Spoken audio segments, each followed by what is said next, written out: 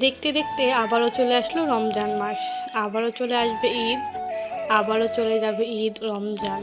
কত অপেক্ষা, কত প্রহর, কত দিন, কত রাত কাটিয়েছি শুধু এই দিনটার জন্য, কবে রমজান মাস আসবে। আলহামদুলিল্লাহ এই বছরেও যে রোজা রাখতে পারতেছি, এই বছরটাও যে দেখতে পারতেছি, আলহামদুলিল্লাহ হাজার হাজার শুকরিয়া আল্লাহর কাছে। হ্যালো এভরিওয়ান, আসসালামু আলাইকুম। সবাই কেমন আছেন? অনেক দিন পর একটা লং ভিডিও, আর এই ভিডিওটা অনেক বেশি লং হবে। তো যাদের ধৈর্য তারা দেখবেন, আর যাদের ধৈর্য না তারা অবশ্যই একটু এড়িয়ে যাবেন, খারাপ কোনো কমেন্ট করবেন না।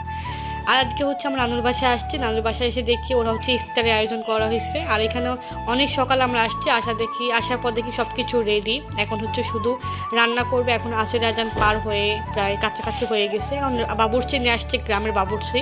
আর এই গ্রামের বাবুর্চি মানে জানেন, অসাধারণ রান্না, অসাধারণ তুলনা, তাদের সাথে তুলনা হয় না। শহরের রান্না আলাদা, গ্রামের রান্না আলাদা। গ্রামের মানুষের সহজ সরল, ওদের আলাদা রান্না বান্না, ওদের সাথে আমাদের একদমই মিল হবে না। গ্রামের বাসায় হাতের ছোঁয়া, চুলার রান্না সাথে আমাদের কোনো তুলনাই হবে না। আমরা তো গ্যাসের চুলায় রান্না করি, কেন কেন জানি এত স্বাদ পাই না। কিন্তু গ্রামের রান্না চুলার মধ্যে যেমন তেমনভাবে রান্না করেন, ওটাই আসলে অন্যরকম একটা স্বাদ, অন্যরকম একটা শান্তি। আর আজকে পঞ্চমতম রোজা। এই ভিডিওটা আমার অনেক আগেকার করা, যেদিন আমার পঞ্চমটা রোজা যেদিন গেছে, 5টা রোজা গেছে, সেদিন আমার এই ভিডিওটা করা। আর এই ভিডিওটা অনেক আগেকার করা। আজকে 21তম রোজা। দেখেন, দেখতে দেখতে 21টা রোজা পার হয়ে গেল, আলহামদুলিল্লাহ। আর কয়েকদিন পর রোজ ঈদও চলে আসছে কাছাকাছি, আবার ঈদও চলে যাবে। সময়, অপেক্ষা, বছর, মাস কিভাবে চলে যায় বুঝতেই পারি না, তাই না? আলহামদুলিল্লাহ, আল্লাহ যে আবারও আমাদের এই বছরটা দিয়েছে, হাজার হাজার শুকরিয়া তার কাছে।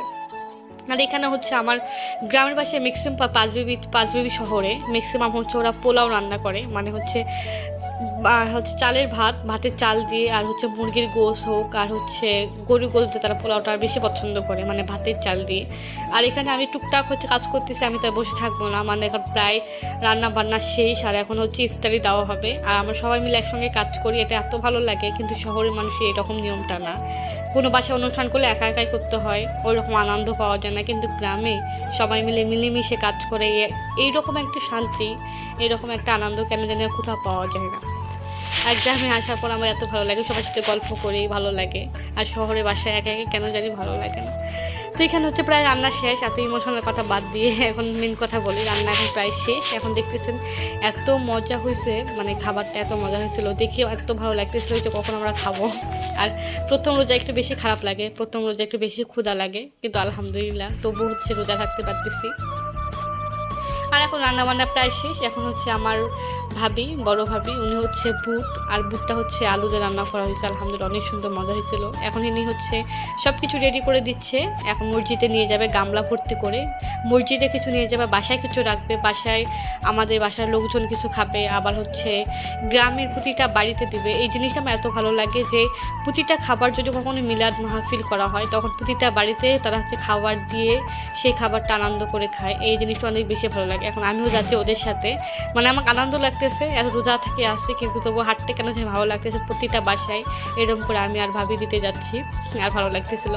ফাইনালি হচ্ছে আমাদের ইফতারি সব কিছু রেডি, সবাইকে দেওয়া শেষ। এখন আমরা বসে বসে খাবো। এই যে আমার মাটা খাচ্ছে, আলহামদুলিল্লাহ। তো ভিডিওটা কেমন লাগলো অবশ্যই সবাই কমেন্ট করবেন, সবাই বেশি বেশি করে শেয়ার করবেন। আল্লাহ হাফেজ।